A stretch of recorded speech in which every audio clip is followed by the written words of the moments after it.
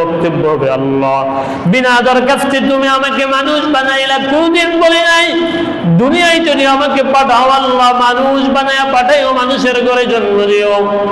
মানুষের ঘরে জন্ম দেওয়ার পরে আল্লাহ তুমি আমাকে মুসলমানের ঘরে জন্ম দিও, ইমানদার বানাইও, মুসলিম বানাইও, আখেরি জামানার নবীর উম্মত বানাইও। যেই নবীর উম্মতের আগে হাসরের দিন, বিচারের দিন কোন নবীর উম্মত জান্নাতে যাইতে পারবে না। বলেন না সুবহানাল্লাহ। এমন নবীর উম্মত বানাইলা ও আল্লাহ, এই জন্য আমি তোমার দরবারে শুকরিয়া আদায় করি।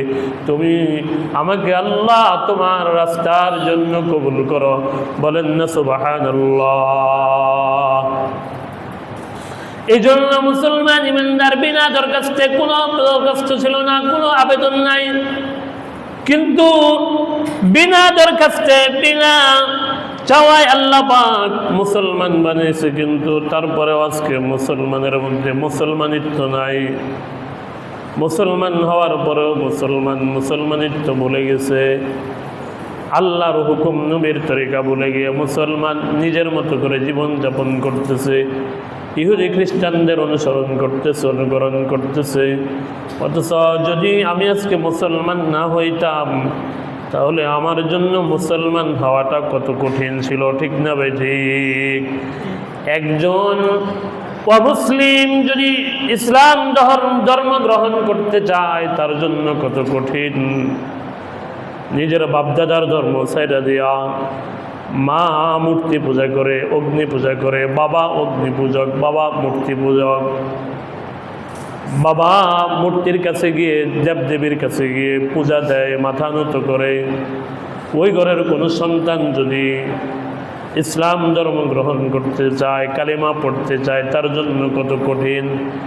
মা চিরদিনের জন্য পর হয়ে যাবে, কোনোদিন মায়ের সামনে আর যেতে পারবে না।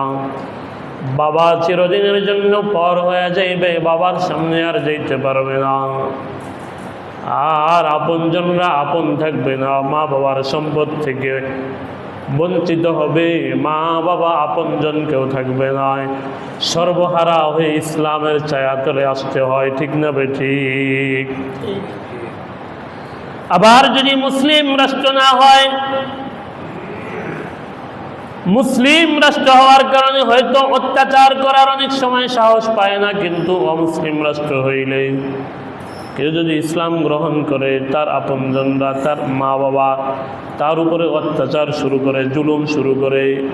কি করলি তুই? মা বাবার ধর্ম ছেড়ে দিলা, বাপদাদার ধর্ম ছেড়ে দিলি, তুই অন্য এক ধর্ম গ্রহণ করলি। মা বাবা, দাদা দাদি, বাপ দাদার ধর্মের মধ্যে চুনকালি দিয়া অন্য ধর্ম গ্রহণ করলি। তোর মধ্যে সন্তান প্রয়োজন নাই, তোর মধ্যে সন্তান বেঁচে থাকার কোনো অধিকার নাই। এই জন্য